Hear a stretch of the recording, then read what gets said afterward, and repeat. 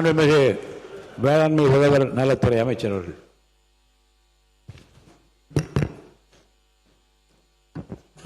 மாண்புமிகு பேரவைத் தலைவர் அவர்களே, மாண்புமிகு எதிர்க்கட்சி தலைவர் அவர்கள் காப்பீட்டு திட்டத்திற்கான பிரீமிய தொகை குறித்து கூறியுள்ளார்.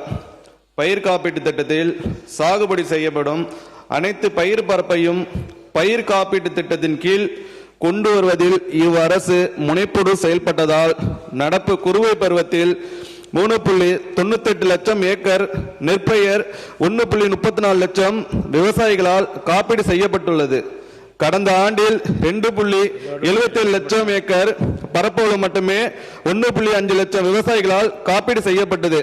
எனவே பயிர் காப்பீடு கடந்த ஆண்டை விட நடப்பு ஆண்டில் 44% கூடுதலாக மேற்கொள்ளப்பட்டுள்ளது. பயிர் காப்பீட்டு திட்ட விதிமுறைகளின்படி சம்பா நெற்பயிருக்கு நிர்ணயிக்கப்பட்ட காப்பீட்டு தொகையில் சம் இன்சூர்ட் விவசாயிகள் 1.5% மட்டுமே காப்பீட்டு கட்டணமாக செலுத்த வேண்டும். மீதமுள்ள 98.5% காப்பீட்டு கட்டண மானியத்தை தமிழ்நாடு அரசும் ஒன்றிய அரசும் சரிசமமாக ஏற்றுக்கொள்கின்றன. காவிரி டெல்டா மாவட்டங்களில் வழக்கமாக சுமார் 17 லட்சம் ஏக்கர் பரப்பளவில் சம்பா நெல் சாகுபடி மேற்கொள்ளப்படுகிறது.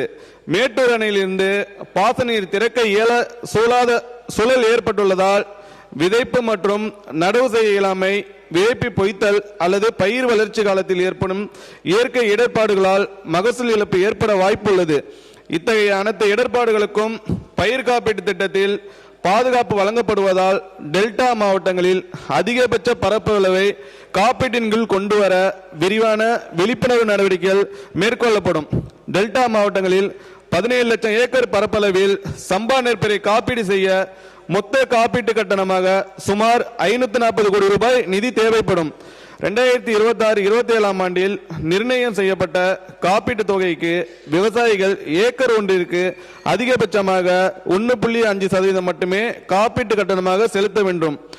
ஒன்றிய அரசால் அங்கீகரிக்கப்பட்ட காப்பீட்டு நிறுவனங்களால் நிர்ணயம் செய்யப்பட்ட காப்பீட்டு கட்டண விகிதத்தின்படி எதிர்பார்க்கப்படும் 17 லட்சம் ஏக்கர் பரப்பளவை காப்பீடு செய்ய காப்பீட்டு கட்டண மானியமாக மொத்த கட்டணத்தில் 440 கோடி ரூபாய் தொகையை, அதாவது 98.5% காப்பீட்டு கட்டணத்தை தமிழ்நாடு அரசும் ஒன்றிய அரசும் சரிசமமாக பகிர்ந்து கொள்ளும். எனவே இத்திட்டத்தில் விவசாயிகள் மிக குறைந்த அளவிலான காப்பீட்டு கட்டணத்தை மட்டுமே செலுத்துகின்றனர். காப்பீட்டு கட்டண மானியத்திலும் இழப்பீடு தொகையிலும் பெரும்பான்மையான நிதி பொறுப்பை அரசே ஏற்றுக்கொள்வதால் இயற்கை இடர்பாடுகளால் விவசாயிகளின் வாழ்வாதாரம் பாதிக்கப்படாமல் பாதுகாத்திட தமிழ்நாடு அரசு தொடர்ந்து உறுதியான நடவடிக்கைகளை மேற்கொண்டு வருகிறது என்பதை இந்த நேரத்தில் தெரிவித்துக் கொள்கிறேன்.